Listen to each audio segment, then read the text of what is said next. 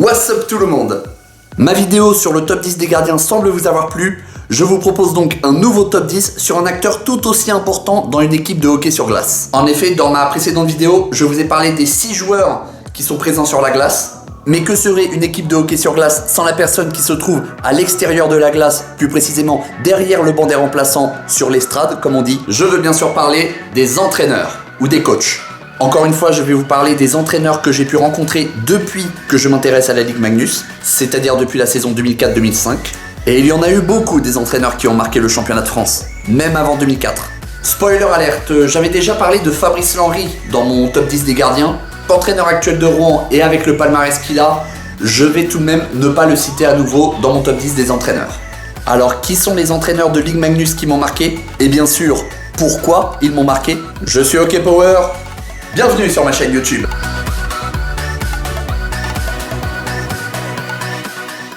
Numéro 10, Denis Pérez. Je vous parle d'un temps que les moins de 20 ans ne connaissent peut-être pas. En effet, Denis Pérez n'est apparu en tant que coach de Ligue Magnus pendant 3 saisons uniquement. Mais avant cela, il a connu le succès avec les Dragons de Rouen dans les années 90, notamment pendant la période des années Dragons, puis chez les Gothiques d'Amiens où il a fini sa carrière en 2005. Et à peine les patins raccrochés, il devient entraîneur des Gothiques d'Amiens. Et avec dans ses rangs ses anciens équipiers comme Minjimba, Mortas ou Bachet, il réussit une très bonne saison. 3e de saison régulière, il hissera les Gothiques d'Amiens jusqu'en finale de la Ligue Magnus, qu'il perdra contre les Dragons de Rouen, équipe invaincue cette saison-là. Malheureusement, la saison suivante, Amiens sera sanctionné suite à un dépassement de la masse salariale, amende, pénalité sportive et nouveau président à Amiens.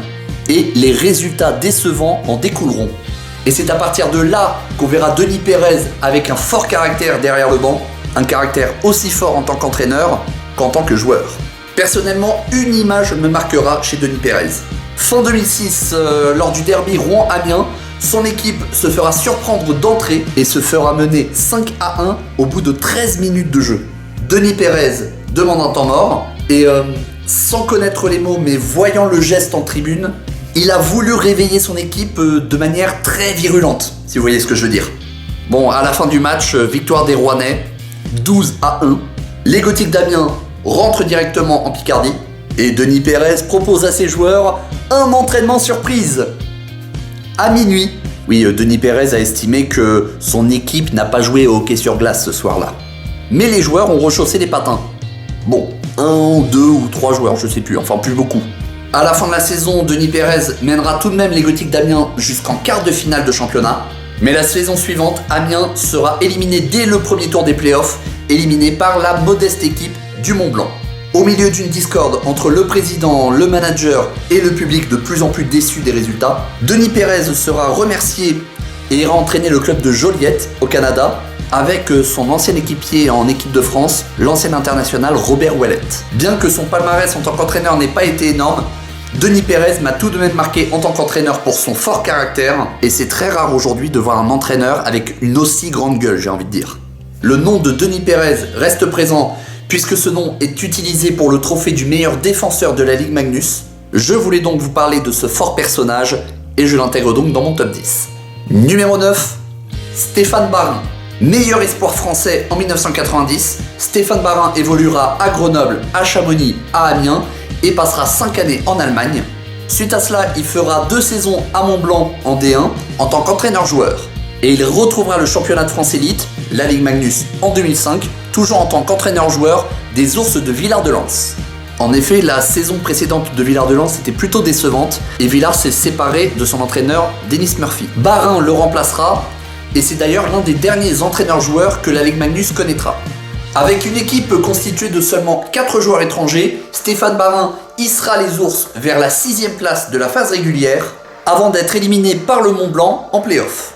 En 2007, l'équipe de Stéphane Barin ira jusqu'en quart de finale du championnat de France, éliminée par les vainqueurs de la phase régulière, les Pingouins de Morzine-Avoria. Stéphane Barin arrêtera sa carrière de joueur en 2009, mais continuera d'entraîner les Ours, en finissant notamment en quart de finale de la Coupe de France et en quart de finale du championnat de France après avoir battu son rival grenoblois.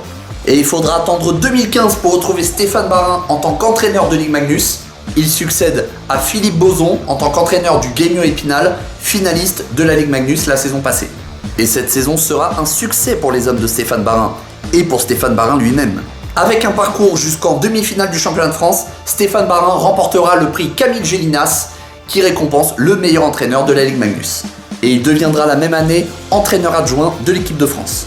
Malheureusement, il ne va pas garder sa place très longtemps, et l'année suivante, en cours de saison, il sera remercié par le Guémio Épinal, qui connaîtra à ce moment une descente aux enfers. En 2023-2024, il a entraîné le club d'Annecy en Division 2, mais son parcours est plutôt remarquable et il figure dans mon top 10. Numéro 8, Christer Eriksson. C'est en 1994 que Christer Eriksson débutera sa carrière d'entraîneur en France, un an après avoir entraîné en 2e division suédoise. Il entraînera en élite française le club de Reims, puis le club de Lyon. En 2000, alors qu'il est coach des jeunes Rouennais, Christer Eriksson sera entraîneur adjoint de l'équipe de France. L'année suivante, il quitte Rouen pour rejoindre son futur club de cœur, les Scorpions de Mulhouse. Fort de son expérience en France comme à l'international, Christer Eriksson amènera les Scorpions jusqu'au Graal de tout club français, la Coupe Magnus en 2005. Malheureusement, comme je l'ai dit dans une précédente vidéo, le club déposera le bilan et Christer Eriksson quittera le club pour entraîner le club de Esbjerg au Danemark. D'ailleurs, son portier Fabrice Lenry le rejoindra. Il reviendra en France peu après, en Division 2, à Lyon. Et alors que Mulhouse commence à renaître de ses cendres et monte en Division 1, qui rejoindra le club de Mulhouse derrière le banc? Christer Eriksson. Et Eriksson va même permettre aux Mulhousiens de rejoindre la Ligue Magnus en 2013. L'équipe va rétrograder la saison suivante, mais cette fois sportivement sur la glace. Mais Christer Eriksson ne va pas laisser tomber son équipe. En 2015, il laisse sa place de coach, mais reste tout de même chez les Scorpions de Mulhouse en tant que manager général. Mais Eriksson retrouvera son rôle de coach 2 ans plus tard et permettra aux Mulhousiens de remonter à nouveau en Ligue Magnus. Il restera manager général des Scorpions jusqu'en 2020. Il coachera ensuite Colmar en Division 2, puis Metz en Division 3 jusqu'en 2022. Aujourd'hui entraîneur de l'équipe nationale du Luxembourg, Christer Eriksson reste et restera un coach marquant pour le championnat de France. Numéro 7, Mario Richer. Encore un entraîneur amiénois qu'on a pu découvrir en France en 2016.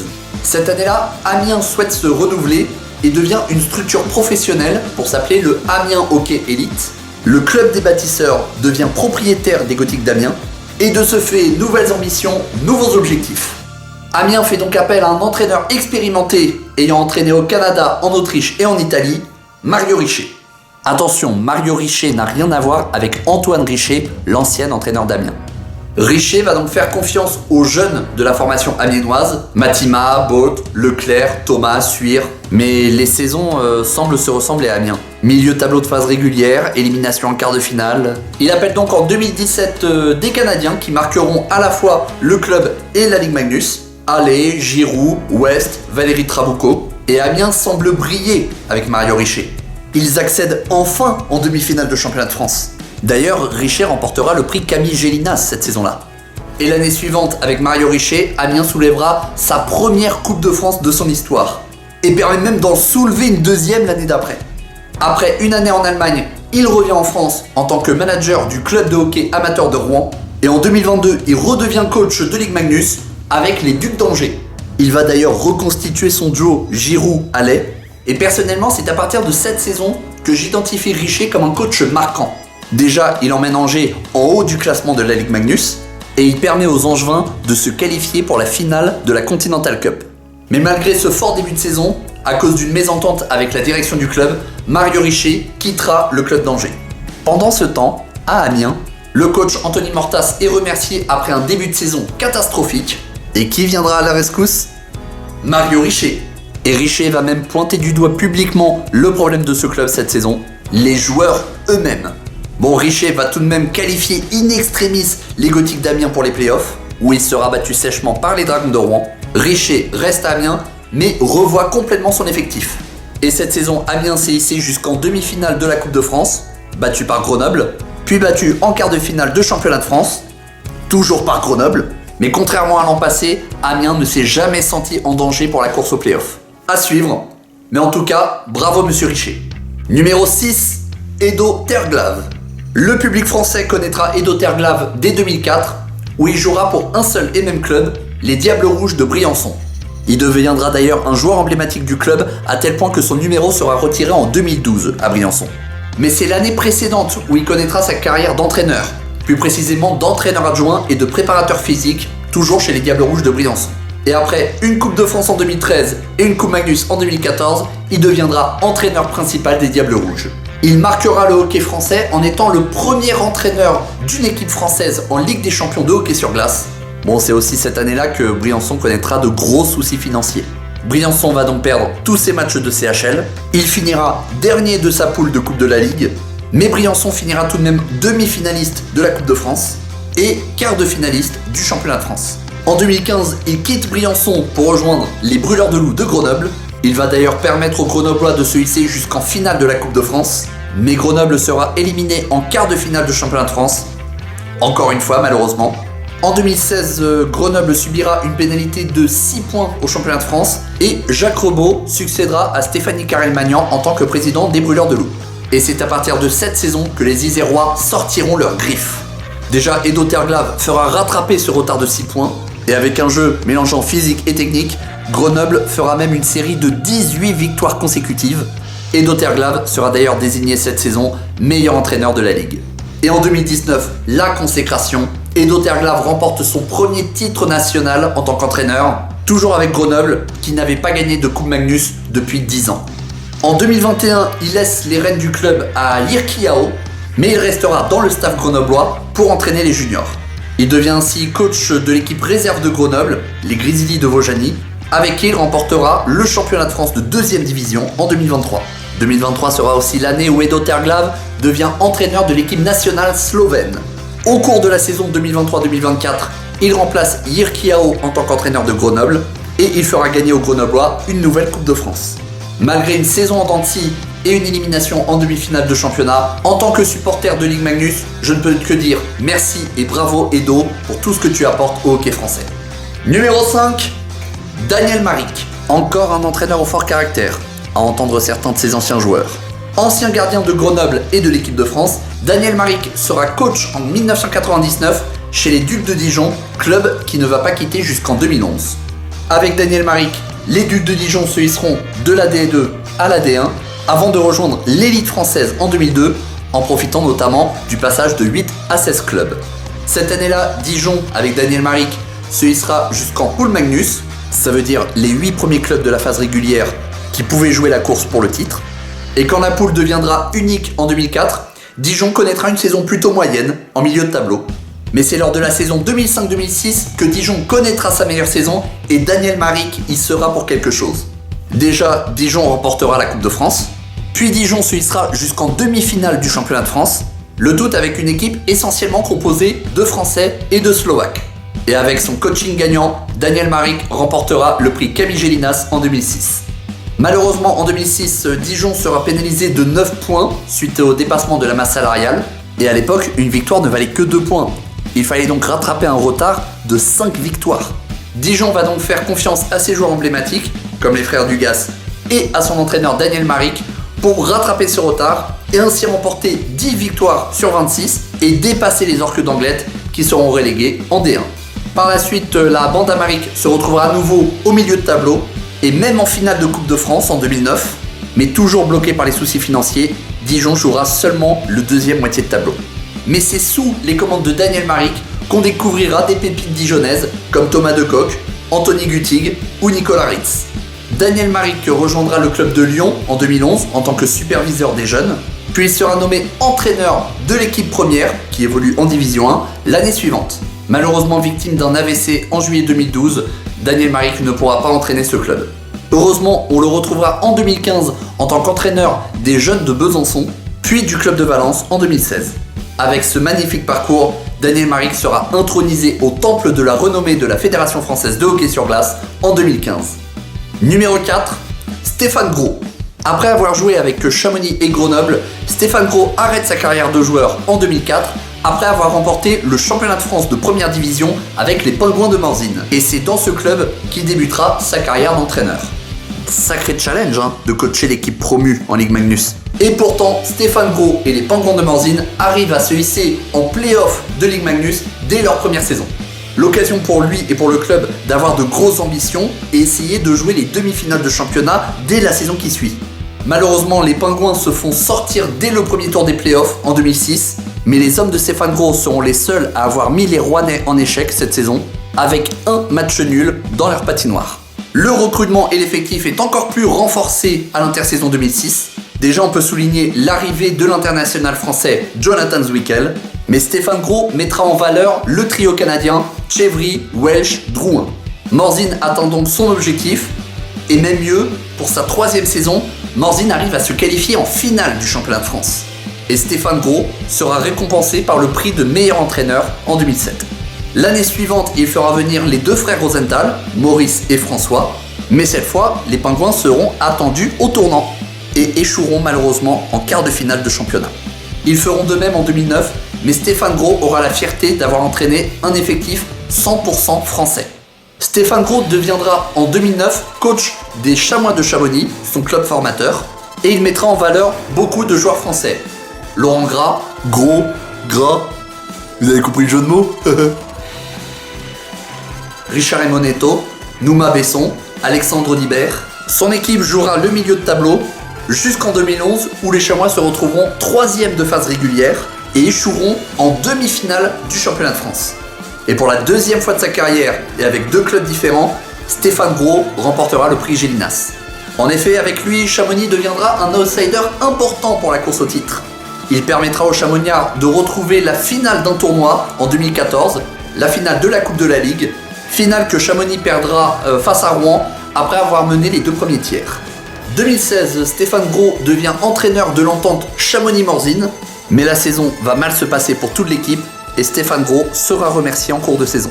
Après la dissolution de cette entente, en 2019, il retrouve les Pingouins de Morzine, club qui évolue cette fois en Division 2 et dont il sera également manager général. Il quittera Morzine en 2023 où il rejoint Tours où il partagera le banc avec Franck Spinozzi, permettant à 2 clubs de passer de milieu de tableau à outsider pour la Ligue Magnus. Je pense que Stéphane Gros mérite sa place dans ma vidéo. Numéro 3, Rodolphe Garnier. Un coach plutôt insatiable. C'est dur de trouver une interview de lui où il est satisfait du match de son équipe à 100%. Ancien joueur de Rouen, Briançon et Angers, il finira sa carrière à Caen, club qu'il a rejoint en 1999. Il deviendra entraîneur-joueur de Caen en 2001, l'année où le club déposera le bilan. Mais en 2 ans, il mènera les Dracards de Caen de la D2 à la D1 et après avoir battu Clermont en barrage, il retrouve la Ligue Magnus en 2005. C'est d'ailleurs en 2005 qu'il arrêtera sa carrière de joueur et il se retrouvera à la tête d'une jeune équipe dont un certain Damien Fleury sera révélé, qui va devoir se batailler en bas du classement. D'ailleurs, pour pallier au manque d'effectifs et à la mauvaise forme de son équipe, Rodolphe Garnier a dû rechausser les patins le temps de 2 matchs. Et il en a gagné un d'ailleurs. Son équipe se maintiendra en Magnus pendant 3 saisons avant de retrouver la D1 suite à une défaite en barrage contre Chamonix. Après cette rétrogradation, Garnier quittera Caen pour faire une pige en Italie. En 2009, le club de Rouen engage Christian Pouget en tant que coach et pour sa première saison en tant que coach principal, il sera épaulé par un entraîneur plutôt expérimenté, Rodolphe Garnier. En 2010, Rouen remportera une Coupe de la Ligue et la Coupe Magnus. La saison suivante, Pouget sera remplacé par Éric Doucet, qui sera toujours épaulé par Rodolphe Garnier. Malheureusement, pour raisons administratives, Doucet sera suspendu par la Fédération française et Garnier sera le seul entraîneur de l'équipe de Rouen. Mais mission accomplie pour Rodolphe Garnier, qui remporte en 2011 la Coupe de France et le Championnat de France. Rouen fait donc toujours confiance à Rodolphe Garnier et en 2012, Garnier fait non seulement gagner une Coupe Magnus à Rouen, mais également une Continental Cup, ce qui fait de Rouen le premier club français à remporter ce titre. En 2015, Garnier sera épaulé par Harry Salo, l'ancien coach de Mont-Blanc qui entraînera les jeunes Rouennais, mais on dirait que la sauce ne prend plus entre Garnier et les Dragons. À mi-saison, Garnier sera remercié et Harry Salo reprendra les rênes du club. Et depuis, nous ne reverrons plus jamais Rodolphe Garnier en tant qu'entraîneur en Ligue Magnus. On retrouvera tout de même Rodolphe Garnier en 2018 et 2019 à Tours en Division 1. Triste fin tout de même pour un entraîneur qui aura dans son palmarès de coach 4 titres nationaux, une Coupe de France et 3 finales, 3 Coupes de la Ligue, 2 matchs des champions et une Continental Cup. Ce qui fait de lui l'un des coachs les plus titrés de France.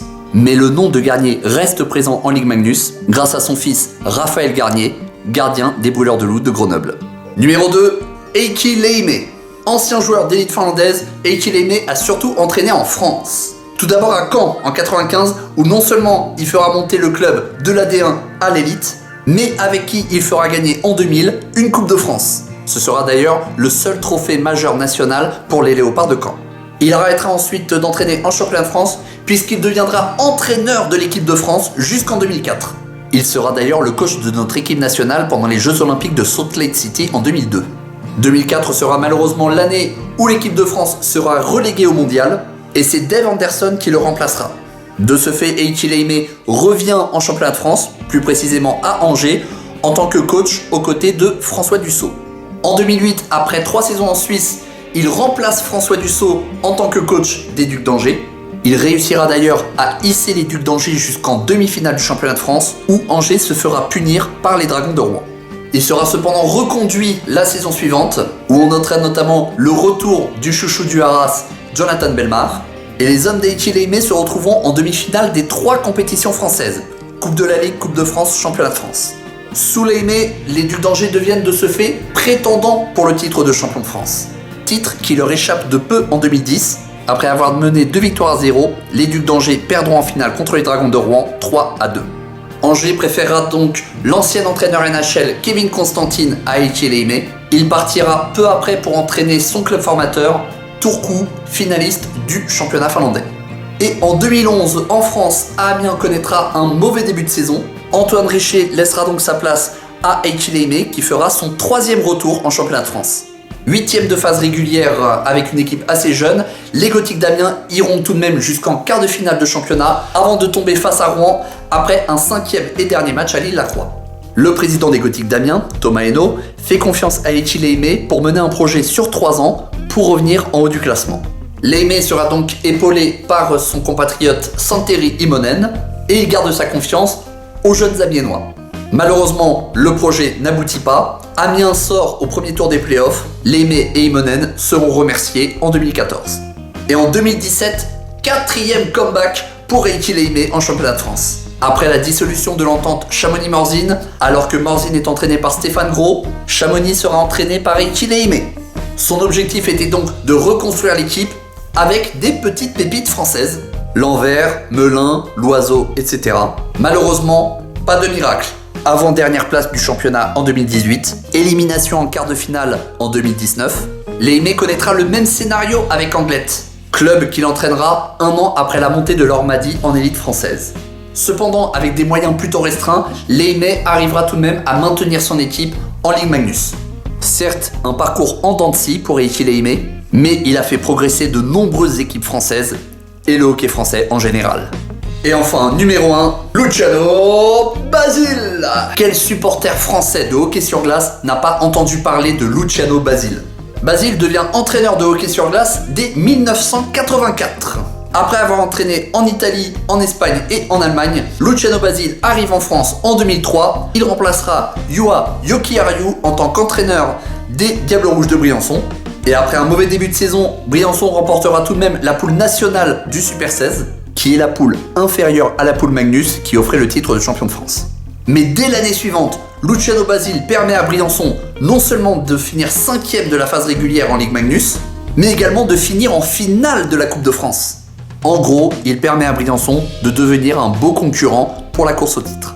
Il confirme ce statut au fur et à mesure des saisons, jusqu'à remporter la Coupe de France en 2010, une autre en 2013, une Coupe de la Ligue en 2012, et enfin la Coupe Magnus en 2014.